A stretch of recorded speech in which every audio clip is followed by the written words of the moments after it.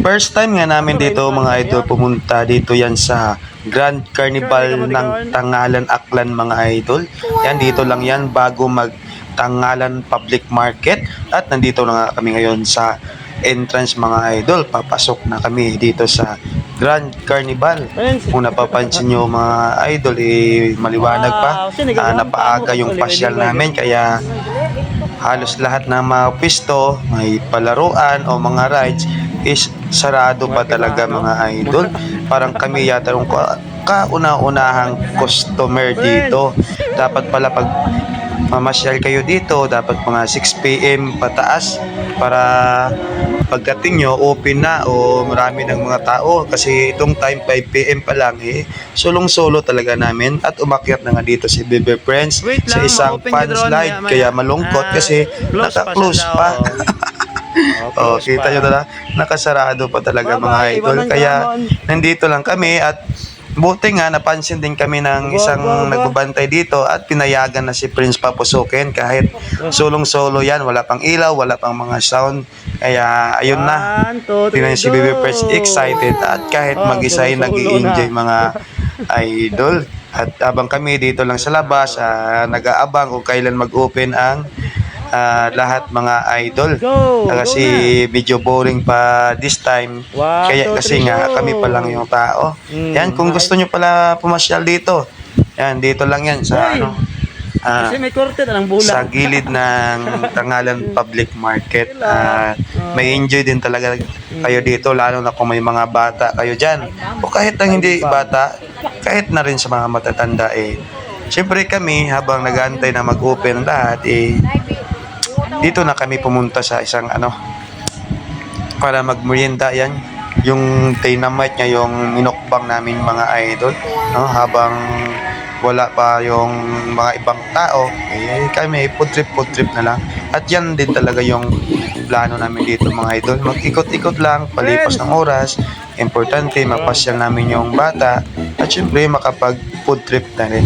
Yung bayad pala dito mga idol is taga 50 pesos yan.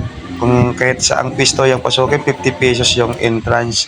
Ayan. At napansin nyo nga, kumagat na rin yung dilim, pero nabitin pa kami sa dynamite at dumagdag kami dito sa siumay mga idol. Ayan.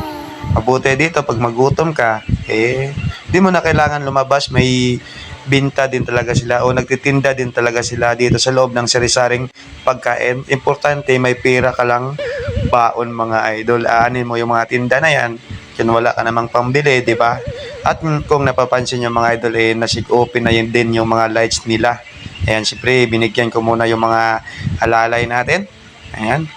So, siyempre tayo, kain ng kain habang nag-aantay ng tamang oras na mag-open na sila para masaksihan din natin kung gaano kaganda ang Grand Carnival dito sa Tangalan Aklan. Ayan, kung nakita nyo mga idol, ayan, nagliwanag na nga, ang nag-open na, nakita na yung mga lights. Ayan, mas maganda talaga pag may lights na mga idol kasi kanina parang boring, pero pag mag-open na sila, napakaganda dito mga idol. Ayan, kung nakita nyo, ayan si baby. Ayan, enjoy at safety naman dyan mga idol. Kahit anong tumbling niya dyan, sigurado namang safety kasi malalampot yan na puro foam lang yan. At kung nakita nyo, dumadami na rin yung tao mga idol habang nagiinom tayo ng Coca-Cola at nagbabantay sa mga bata mga idol. Yan. Yan. Ayan, at hindi na nga nag-iisa yung si Bebe Prince mga idol kasi mayroon ng ibang mga bata na pumasok at mayroon na din siyang kalaro. At bawat station pala na yan mga idol may nakabantay din yan. Kasi pag walang bantay yan, walang maniningil ng entrance na 50 pesos.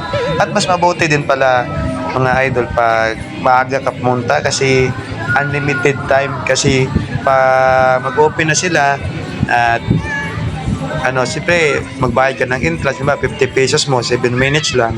Kung maaga ka mga idol, unlimited time. Kaso lang, medyo boring. Ayan mga idol. At habang kumakagat na yung dilim at nasa 7 PM na yan, unti-unti namang dumarating yung mga tao dito mga idol. Ayan, kung napapansin nyo. Yan, may mga daladalang bata at syempre si Baby Friends at yung iba nga mga idol papunta pa lang kami papauwi na kasi gabi na mga idol at malayo pa yung uuwian namin kaya sa gusto masyal yan dito lang yan sa Tangalan Aklan yan, the best talaga dito yan. So hanggang dito na lang yung video natin mga idol. Yan, pasyal-pasyal lang kayo pag may time at syempre pasyal-pasyal lang pag may pera at palabas na kami mga idol nakita nyo dito kami sa Come Again. Babalik kami pag may pag-entrance na ulit.